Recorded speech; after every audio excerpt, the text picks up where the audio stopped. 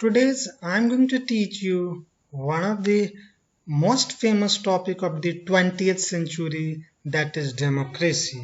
आज मैं आपको 20वीं शताब्दी का वन ऑफ द सबसे प्रसिद्ध अवधारणा लोकतंत्र के बारे में बताऊंगा।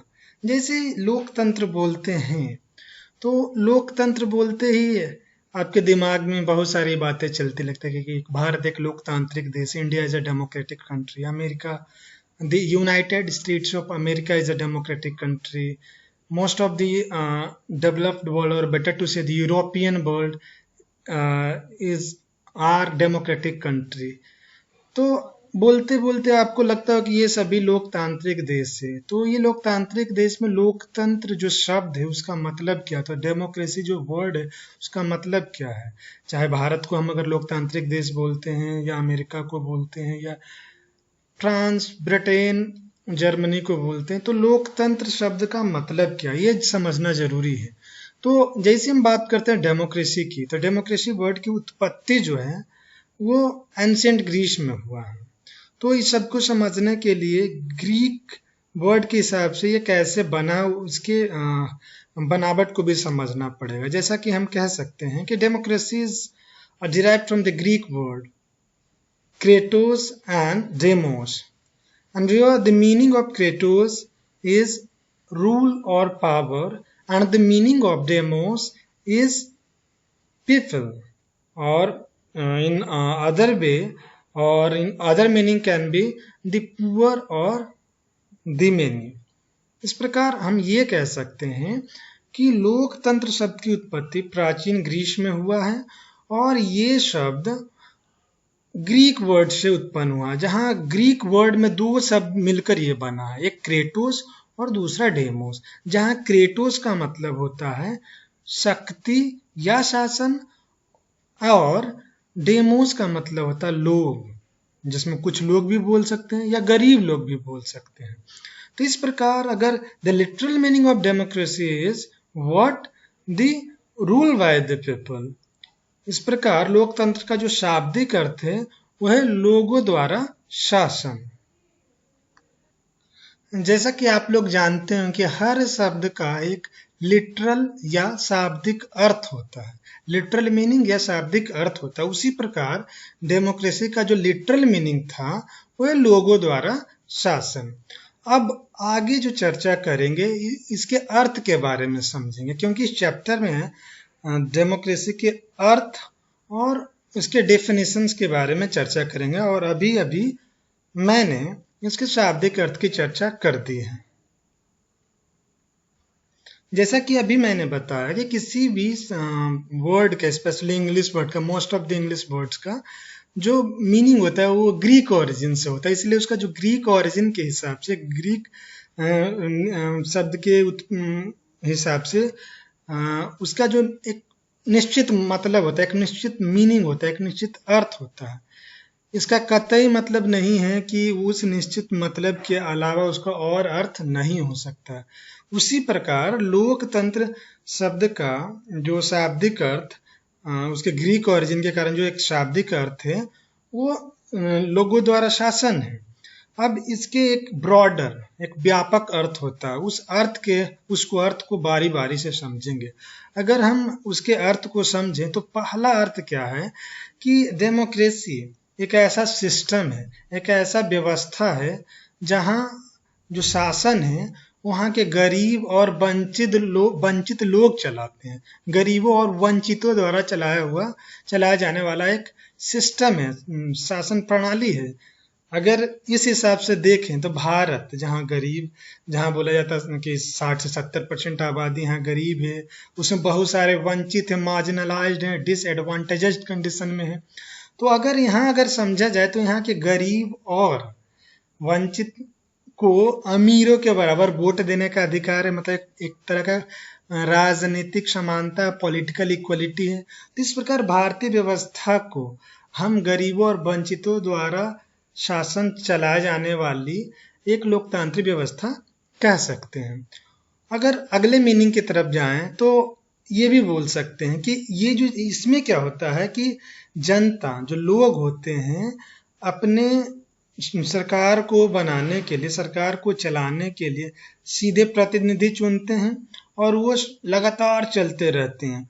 लेकिन इसमें एक चीज ध्यान देना होगा कि ऐसी शासन व्यवस्था में कोई ट्रेंड पॉलिटिशियन, प्रोफेशनल पॉलिटिशियन और पब्लिक ऑफिशियल्स का होना कोई जरूरी नहीं। उसके बिना भी ये सरकार, ऐसे लोकतांत्रिक सरकार या ऐसी व्यवस्था वाली सरकार बिना बाधा का निरंतर चलती रहती है। Means in such form of government peoples rule themselves directly without any interruption, and there is no such requirement of professional politicians or public officials. अगर आप अगले मीनिंग के तरफ बढ़े तो अगले मीनिंग में एक चीज समझना होगा। जैसे लोकतंत्र में लोगों के द्वारा शासन है, तो ये लोगों के द्वारा शासन तभी होगा जब वहाँ एक जो अवसर है, अपॉर्चुनिटी सबको बराबर मिले और वहाँ व्यक्ति के मेरिट, व्यक्ति के योग्यता का वैल्यू मिलना चाहिए, न कि वहाँ समाज में मौजूद ऊंच नीच या विशेषाधिकार का बोलबाला हो। Means in society where equal opportunity and individual merit is going to matter rather than the hierarchy and privileges prevailing in the society. Means समाज में ऐसी समाज या ऐसी सामाजिक व्यवस्था जहां सबको समान अधिकार हो, सबके व्यक्तिगत योग्यता का महत्व हो, न कि वहां पदानुक्रम या एक हायरार्की या प्रिविलेज का। अगर अगले मीनिंग की बात करें तो अब यहाँ एक चीज समझना होगा कि लोकतंत्र है, अगर लोकतांत्रिक व्यवस्था है, लोकतंत्र को एक अलग मीनिंग के तरह से देखा जाए तो इस समाज में आप जानते होंगे कि बहुत सारे अंतर होते हैं। कोई गरीब होता है, कोई अमीर होता है, किसी के पास बड़ी बड़ी कार होती है, किसी के पास चलने के लिए साइकिल भी नहीं होता। तो ये जो मतलब एक जो संसाधनों का अनइक्वल डिस्ट्रीब्यूशन है, किसी के पास ज्यादा, किसी के पास कम, और साथ में समाज में असमानताएं रहती है। जैसे अगर भारतीय स्थिति में देखा जाए, भारतीय संदर्भ में देखा जाए तो यहाँ सामाजिक स्तर पे भी असमानता है। कोई ऊंची जाति के लोग होते हैं, कोई नीची जाति के लोग, मतलब एक सामाजिक अंतर है कि कोई समाज में हायरार्की में ऊपर है, कोई उससे नीचे है, कोई नीचे है। ऐसा करके एक वर्ण व्यवस्था जिसमें ऊपर नीचे पाई जाती है। उसी तरह और भी राज्यों में, अमेरिका में पहले ब्लैक एंड व्हाइट के बीच एक सोशल इनइक्वालिटी होता था। तो लोकतंत्र में एक ऐसी प्रणाली होगी जहां ये अंतर को खत्म करना, जो सामाजिक अंतर है उसको खत्म करना है, और जो समाज में मौजूद स्रोत हैं, जो रिसोर्सेज हैं, उनका रीडिस्ट्रीब्यूशन हो और सबके कल्याण के बारे में ध्यान दिया जाना हो। अगला अर्थ ये बोलता है कि यहाँ जब सभी बराबर हैं, सभी को समान अवसर मिल रहा है, पॉलिटिकल इक्वालिटी होगी, तो यहाँ सभी अपने शासन करने वाले अपनी सरकार को खुद बनाएंगे। तो ये सरकार का निर्माण कैसे होगा?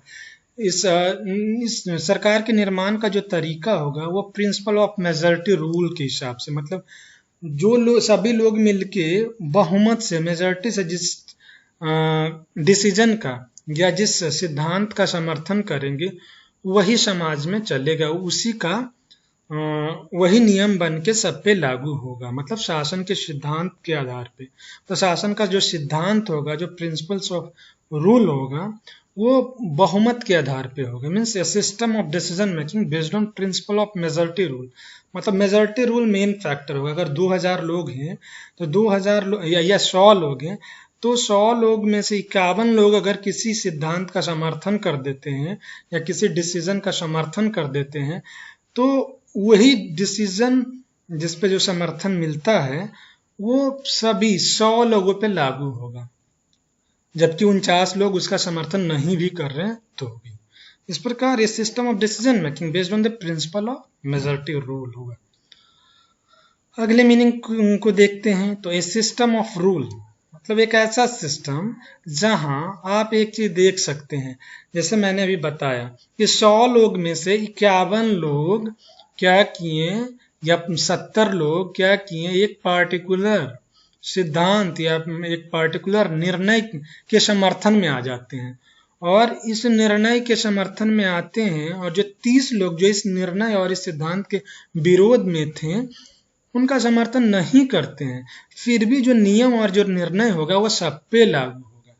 तो इस प्रकार आप क्या देखते हैं कि 30% जो अल्पमत हो गया, बहुमत मतलब 70% लोग और अल्प मतलब 30% लोग, तो बहुमत का शासन चलेगा। लेकिन लोकतंत्र इससे थोड़ा परहेज करता। परहेज क्या करता है, अगर अल्पमत या अल्पसंख्यक के अधिकारों का भी ध्यान रखता है। ऐसा नहीं कि जो 70% लोग अपने हिसाब से जो पूरा सत्ता पर नियंत्रण किए हैं, तो अल्पमत जो 30% लोग हैं या उससे कम लोग हैं उनके अधिकारों का ध्यान नहीं दिया जाएगा, बल्कि लोकतंत्र में, डेमोक्रेसी में एक ऐसा सिस्टम होता है, एक ऐसा शासन होगा जहां अल्पसंख्या में रहने वालों के अधिकारों और हितों को सुरक्षित किया जाता है।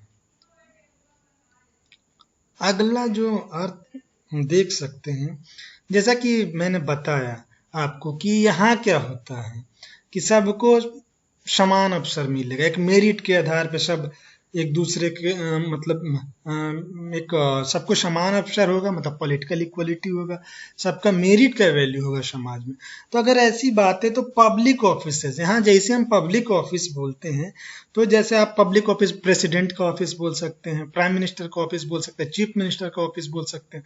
तो ये जो ऑफिस को प्राप्त करने के लिए एक क्या होता है, स्ट्रगल होता है, एक प्रतिस्पर्धा होता है, एक कंपटीशन होता है, जिससे कि एक क्या होगा, पॉपुलर वोट प्राप्त करने के लिए। जैसे अभी बिहार में चुनाव आने वाला, तो बिहार में चुनाव आने वाला है, तो फिर से कोई नया मुख्यमंत्री या जो भी मुख्यमंत्री बनना चाहता है, यहाँ के पॉपुलर वोट को प्राप्त करने के लिए मतलब एक मेजॉरिटी को प्राप्त करने के लिए, बहुमत को प्राप्त करने के लिए बहुत सारे दल आपस में प्रतिस्पर्धा करेंगे। जैसे कि अगर देखें तो BJP, RJD, JDU Nitish Kumar की, एलजेपी रामविलास पासवान जी की, तो ये सभी पार्टियां आपस में क्या करेगी, compete करेगी, प्रतिस्पर्धा करेगी एक लोकप्रिय वोट को प्राप्त करके सत्ता हासिल करने के लिए। इस प्रकार I can say that a means of filling public office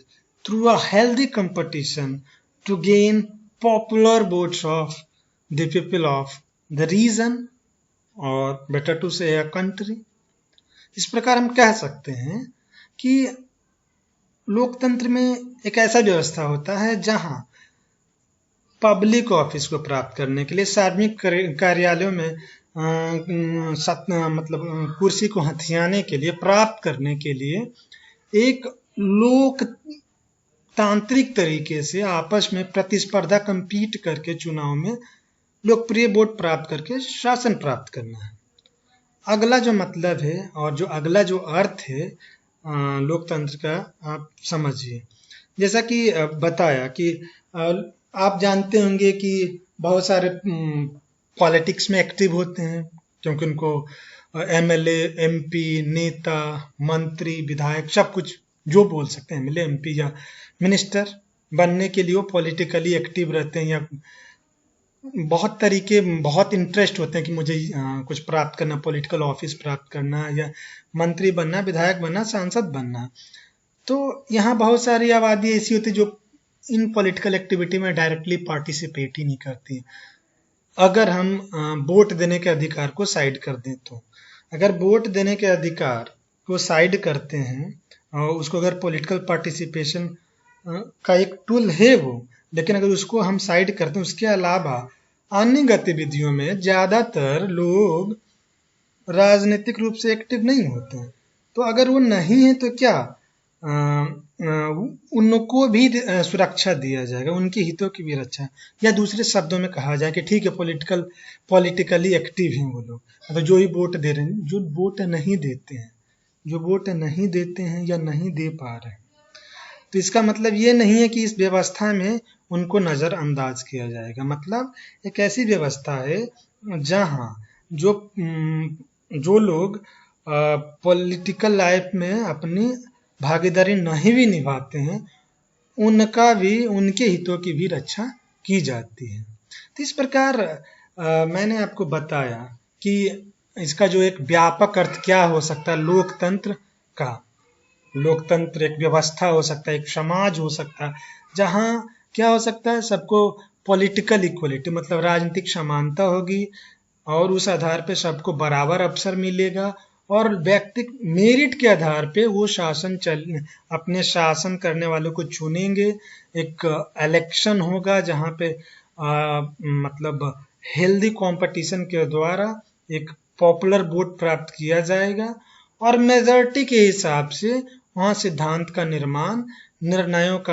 निर्णय लिया जाना, ये सब लोकतंत्र का व्यापक अर्थ है।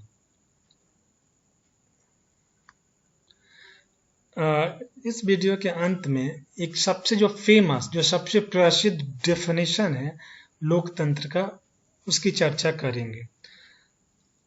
1863 में अब्राहम लिंकन ने गेटिसबर्ग एड्रेस में उन्होंने लोकतंत्र को जनता के द्वारा जनता के लिए शासन कहा। This is the brief definition of democracy. यह सबसे छोटा लोकतंत्र का परिभाषा है जो कि अब्राहम लिंकन ने दिया। लोकतंत्र के अन्य परिभाषाओं की चर्चा अगले क्लास में करेंगे। इस प्रकार मैंने इस वीडियो लेक्चर में आपको लिटरल मीनिंग ऑफ डेमोक्रेसी, लोकतंत्र का शाब्दिक अर्थ के बारे में बताया। फिर इसके बाद लोकतंत्र के व्यापक अर्थों को समझाया कि इसका क्या क्या व्यापक अर्थ हो सकता है। और अभी मैंने आपको सबसे प्रसिद्ध परिभाषा जो कि अब्राहम लिंकन के द्वारा दिया गया था उसके बारे में बताया। अगले वीडियो लेक्चर में और अन्य परिभाषाएं लोकतंत्र के विभिन्न रूपों के बारे में समझाएंगे और उससे जुड़ी विभिन्न अवधारणाओं की चर्चा करेंगे। Thank you for watching. धन्यवाद।